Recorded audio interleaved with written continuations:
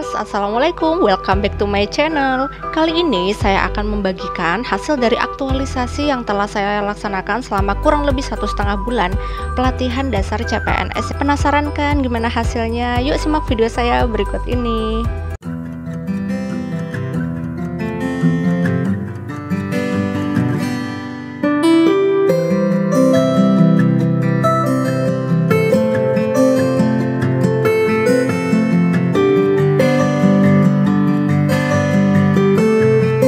Penasaran kan bagaimana sih caranya agar dapat lulus tepat waktu? Atau adakah tips dan trik di dalam melamar pekerjaan? Dan seperti apa peta karir bagi fresh graduate? Nah, penasaran aja? Hadir sebagai sebuah solusi untuk mengatasi kegelisahan dan juga kegalauan mahasiswa semester akhir. Penasaran aja merupakan pembekalan mahasiswa semester akhir dan kesiapan kerja. Hey pejuang skripsi, goal itu bisa didapatkan dengan sebuah strategi. Sebelumnya saya akan memperkenalkan diri terlebih dahulu. Nama saya Fitria Puri Rahayu, biasa disapa Vivi, dari unit kerja Program Studi Pendidikan Ekonomi, Fakultas Keguruan dan Ilmu Pendidikan Universitas Mula Warman. Berikut adalah gambaran atau foto-foto dari rekan kerja saya yang selalu menemani langkah perjuangan saya. Terima kasih banyak untuk teman-teman Program Studi Pendidikan Ekonomi. Dan teman-teman, ini adalah sosok-sosok yang sangat berjasa di dalam saya menyelesaikan aktualisasi pelatihan dasar CPNS ini. Yang pertama, saya mengucapkan banyak terima kasih kepada coach saya, yaitu Bapak Rocky Purnomo SE, karena selalu memberikan semangat, motivasi, inspirasi, dan juga meluangkan waktunya di tengah penat beliau kepada kami. Terima kasih banyak Pak Rocky. Saya juga mengucapkan banyak terima kasih, big thanks untuk mentor saya, yaitu Bapak Dr. Reza SPD MPD, karena beliau ini adalah role model saya yang selama ini saya lihat beliau sudah menerapkan nilai-nilai dasar ASN. Terima kasih Pak Reza untuk bimbingannya selama ini, saran dan juga masukannya sangat berguna bagi saya dan juga teman-teman. Dan tak lupa saya mengucapkan banyak terima kasih kepada narasumber saya yang telah memberikan banyak masukan, semangat sebelum saya melaksanakan aktualisasi, yaitu terima kasih ya kepada Bapak Dr. Haji Agus Setiawan SHUT MP. Pesan-pesan Bapak sangat bermanfaat untuk saya. Nah teman-teman, sebelum saya merumuskan kegiatan, sebelumnya saya mengidentifikasi isu yang ada di program studi pendidikan ekonomi. Dan saya mengangkat isu utama yang terjadi, yaitu minimnya jumlah mahasiswa semester akhir yang lulus tepat waktu atau menempuh masa studi 4 tahun. Nah di sini teman-teman bisa melihat ya bagaimana grafiknya. Saya mengambil dua angkatan, yaitu 2015 dan 2016. Untuk mahasiswa yang tidak tepat waktu kita bisa melihat pada bagian yang berwarna kuning. Nah yang warna kuning ini jauh lebih banyak ya dibandingkan yang berwarna merah muda. Dari isu utama tersebut saya membuat 5 rumusan masalah, yaitu mahasiswa kesulitan di dalam mencari referensi melalui jurnal dan juga sitasi.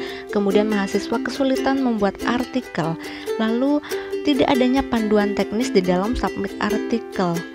Maka mahasiswa juga mengalami kesulitan di dalam menetapkan strategi dan prioritas penyelesaian skripsi. Kemudian yang kelima, nah ini yang penting ya, yaitu mahasiswa mengalami indecision career atau kebingungan karir. Dari isu utama tersebut, akhirnya saya merumuskan 5 kegiatan, yaitu BIM teks citasi dan paraphrase, kemudian pelatihan penulisan artikel ilmiah, lalu saya membuat panduan jurnal untuk tim jurnal prospek, kemudian 2 webinar motivasi, yang pertama untuk kebut skripsi dan yang kedua untuk kesiapan kerja.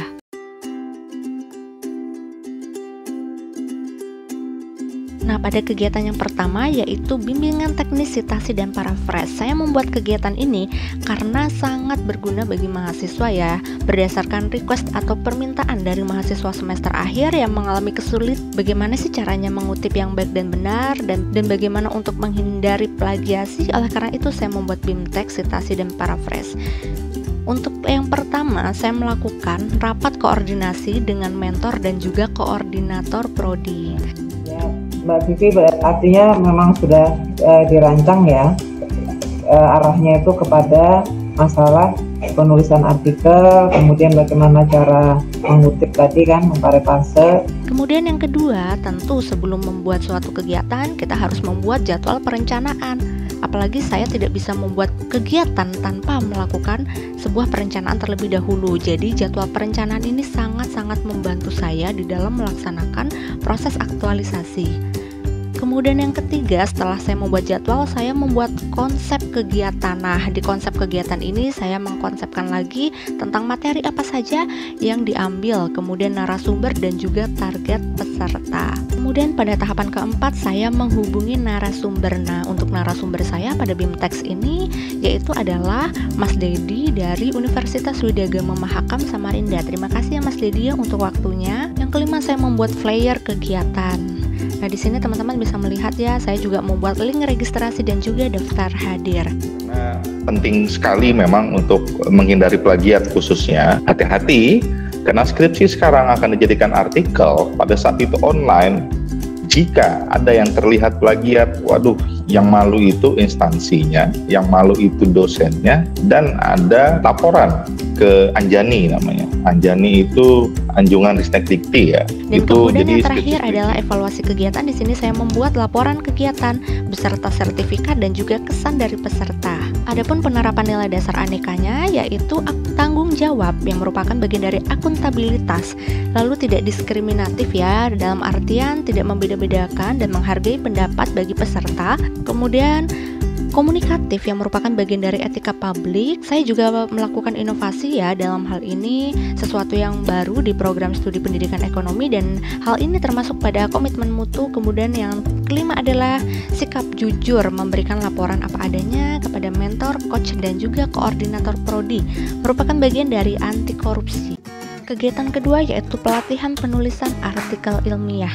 Kegiatan ini dianggap sangat penting mengingat sebentar lagi akan ada aturan baru di mana mahasiswa semester akhir wajib melakukan submit pada jurnal yang bereputasi baik nasional maupun internasional. Langkah yang pertama yaitu melakukan komunikasi dengan koordinator program studi. Lalu saya juga membuat jadwal perencanaan yang memuat detail dari hal-hal apa saja yang nanti akan saya kerjakan sebelum hari H. Kemudian saya juga membuat konsep kegiatan yang isinya tentang materi, kemudian narasumber serta target peserta. Lalu yang keempat yaitu menghubungi narasumber. Nah, untuk pelatihan penulisan artikel ilmiah, narasumbernya juga sama dengan BIMTEX yaitu Mas Dedi dari Universitas Widya Gama. Terima kasih kembali Mas Dedi telah membantu dua kegiatan saya. Yang kelima, kemudian membuat flyer kegiatan disertai dengan link registrasi dan juga link daftar hadir.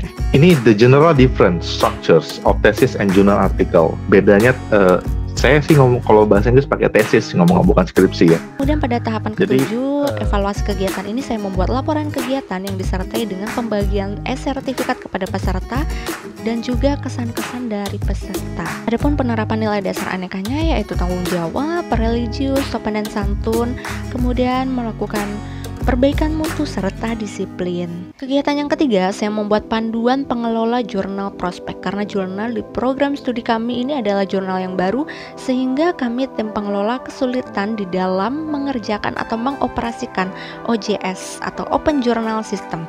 Yang pertama yaitu melakukan komunikasi tim pengelola jurnal. Lalu yang kedua, mengumpulkan referensi apa saja yang kami perlukan di dalam mengerjakan panduan. Lalu yang ketiga, kami melakukan setting at pengelola jurnal eksternal. Kami menambahkan pengelola jurnal dari eksternal, yaitu Universitas Negeri Surabaya dan Setia Pemuda Surabaya. Lalu yang keempat, mengkoordinasikan pembagian job desk kepada tim pengelola. Yang kelima, melakukan action ya, yaitu membuat panduan pengelola jurnal. Dan di sini teman-teman bisa melihat ya, seperti inilah bagian dari cover dan juga sebagian dari isi panduan pengelola jurnal yang telah kami buat. Dan ini adalah gambaran dari rapat evaluasi dalam penyusunan panduan jurnal prospek. Adapun penerapan nilai dasar anekanya yaitu adil dalam hal pembagian job desk. Kemudian kami juga musyawarah menuju mufakat bagian dari nasionalisme serta komunikatif dan juga inovatif untuk penerapan komitmen mutu. Dan yang terakhir, jujur dalam penyampaian progres, yaitu bagian dari anti korupsi. Nah, pada kegiatan keempat ini saya mengadakan webinar motivasi dengan tema strategi kebut skripsi dalam 21 hari. Pada webinar motivasi ini saya sendiri yang telah mengisi dan alhamdulillah saya senang sekali karena pada webinar motivasi ini di atas ekspektasi saya. Target peserta pada saat itu 70-100 dan yang hadir alhamdulillah sekitar 140 peserta. Yang pertama, saya melakukan koordinasi dengan dengan ketua jurusan yang juga mentor. Kemudian saya membuat jadwal perencanaan tentang detail acara, lalu membuat konsep, dan yang keempat, mengumpulkan literasi dan referensi. Dalam membuat flyer kegiatan, jangan lupa untuk membuat link registrasi dan juga daftar hadir yang langsung terhubung dengan email peserta untuk generate link. Teman-teman, saya mau latihan presentasi nih, saya mau maju. Bisa nggak kita Zoom? Bisa nggak kita latihan? Gitu. Datang lebih awal ya dari jadwal sidang. Ini adalah contoh dari time management skripsi. Saya membuat laporan kegiatan beserta sertifikat, dokumentasi, dan juga kesan-kesan dari peserta. Penerapan nilai dasar aneka yaitu ada kejelasan, bagian dari akuntabilitas, kemudian tidak diskriminatif yaitu nasionalisme, dan juga peduli, dalam hal ini etika publik, lalu juga ada efektif, bagian dari komitmen mutu, dan mandiri yaitu bagian dari anti korupsi. Mahasiswa juga membuat time management card sebagai bagian dari output yang dihasilkan dari webinar motivasi ini. Pada kegiatan kelima, saya membuat webinar motivasi tentang kesiapan kerja. Adapun tema yang saya angkat adalah personal branding and job seekers mindset, karena melihat banyaknya kegalauan dan juga indecision career pada mahasiswa semester akhir.